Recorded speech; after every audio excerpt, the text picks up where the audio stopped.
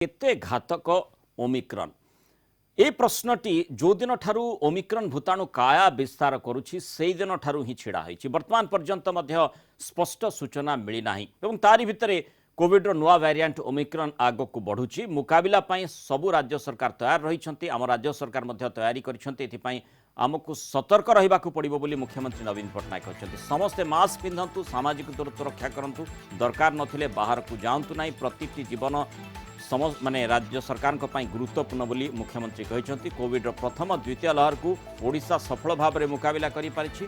तेणु नियम पालन करने सह सचेतन रहिबा उपरे मुख्यमंत्री गुरुत्वारोप करछन्ति। देश में ओमिक्रन संक्रमित संख्या बढ़ी चलता बेले गतकाली राज्य 2 जन आक्रांत चिन्हट होइछन्ति। तेणु स्वाभाविक भाव में बेसी सतर्कतार एठी आवश्यकता रही। केवल साधारण लोक नुहंती, सरकार मध्य सतर्क रहिबार आवश्यकता रही। सतर्क मध्य रहिछन्ति। अंततः से बाबद जेहेतु लगातार भाव में समीक्षा करा जाउछि जे स्थिति को केमिति मुकाबिला करा जाय परिबो। तेणु डेल्टा ठार जेहेतु 5 गुण अधिक संक्रमित एई ओमिक्रन बोली कहा जाउछि, तेणु बेसी सतर्कतार आवश्यकता रही। राज्य सरकार पक्षरु कंटेनमेंट जोन घोषणा गोटे उचित पदक्षेप। ओमिक्रन व्यापुथिबारु सतर्क हेबार समय आसिलानी।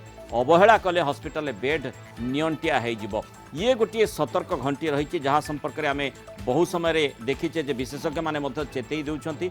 जदि आम सतर्क न हेबा ताले जनवरी फेब्रुआरी बेलू ओमिक्रन रो जो प्रभाव रही कोविड आक्रांतों संख्या पीक छुई पारे। ओमिक्रन के सहजरे चिन्हट होई पारनी बोली कहछन्ति कैपिटल हॉस्पिटल निर्देशक लक्ष्मीधर साहू।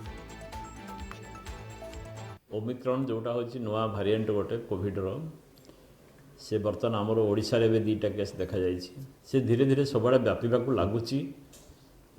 तार ट्रांसमिसिबिलिटी 5 टाइम्स अधिका अच्छी नॉर्मल कोविड भाइरस अपेक्षा, लास्ट डेल्टा भाइरस अपेक्षा। तेणु आम बर्तमान एबे जो कंटेनमेंट कथा कहउछन्ति सेटा ठीक सरकार तरफ पदक्षेप निया जाइछि। आम मैंने भी मध्य सतर्क होबाकू पड़िबो। कहीं एथरे जदियो बेसी फाटालिटी रेट बेसी नहीं किंतु ट्रांसमिशन बहुत अच्छी। जदि आम अवहेला करिया ताले हॉस्पिटल बेड भी सब फुली जिवो।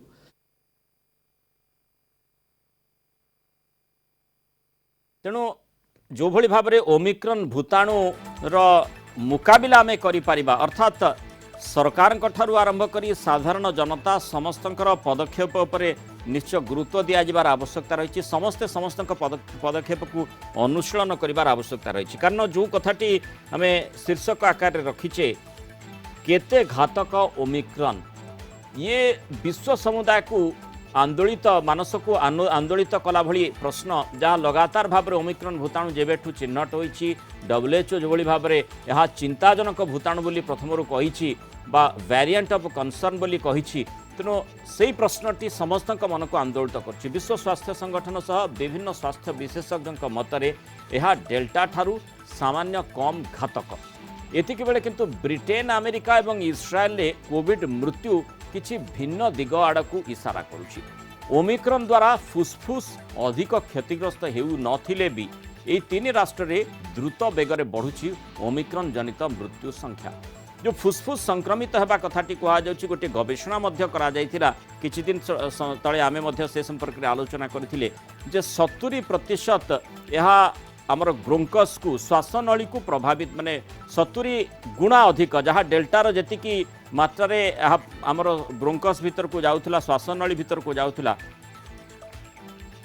ताठारु अधिक बेगरे यह आमर श्वासनली को प्रभावित करुछि। किंतु सेठी आउ गोटे आश्वस्तिकर सूचना मध्य या थिला जे 10% गुण बेगरे यह आमर फुसफुस को बा लंग्स को प्रभावित करुछि डेल्टा ठारू। तेणु स्वाभाविक भाव में जो प्रभाव कथा कह जाई पारे सी टिके कम एवं से कथाटी ही दर्शेबा को किसी विशेषज्ञ चाहूँगी। किंतु जो भली भाव में जो ओमिक्रन जनित मृत्यु होउछि, जो 3 राष्ट्र कथाटी कह जाउछि अमेरिका हो, इस्राएल हो, ब्रिटेन हो, सेठी काहींकि एतिकी मृत्यु होइछि। जो द्रुत बेगरे मृत्यु संख्या ओमिक्रन जनित मृत्यु संख्या बढ़ुछि सी टिके चिंताजनक स्थिति उत्पन्न कर। इस्राएल ओमिक्रन जनित प्रथम मृत्यु हेबा परे देश में 2020 भली कटकणा जारी करा जायछि। डेल्टा ठारू यह द्रुत बेगरे संक्रमण करुवा बेले किंतु संक्रमितों ठारे सामान्य लक्षण देखा जाइतबारु चिंता बढ़ुछि। अर्थात जना पड़ू नाहंती किए संक्रमित किए नुहंती एवं जने कहीं टेस्ट करने को जीव।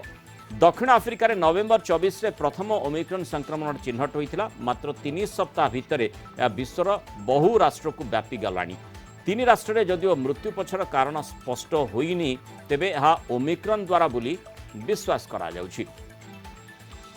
अर्थात विशेषकर ओमिक्रॉन केते घातक जो प्रश्नटी आसुछि जो भली भाबरे आमे देखिचे जे लगातार भाबरे जो विशेषज्ञ मानकर मत रहुछि जे डेल्टा ठारू यह सेते घातक भली जना पड़ू नाही किंतु तारी भितरे आमे देखुचे जे प्रत्येक सरकार प्रस्तुत रहुछंती प्रत्येक प्रशासनिक तैयारी मध्य खूब रहुछि काहीकि से प्रशासनिक तैयारीटी रहुछि काहीकि से तत्परताटी रहुछि सेई कथाटी मध्य साधारण लोकक मन को आंदोलित करि पारे जोथि पई ए प्रश्नटी एवं मध्य बड़ प्रश्न होई छिड़ा होइछि केते घातक प्रकृतर कोन मारात्मक कि बेसी घातक कि एही ओमिक्रॉन निर्दिष्ट भाव में जदि गवेषणा करा जाए एवं वैज्ञानिक माने अधिक ताकू अनुशीलन भितर को आणती ताहले ही किछि तथ्य सामना को आसीपारे जे प्रकृत में केते घातक ओमिक्रॉन साब्यस्त होछि कारण जो दिन ठारू WHO को वेरिएंट ऑफ कंसर्न घोषणा करिछि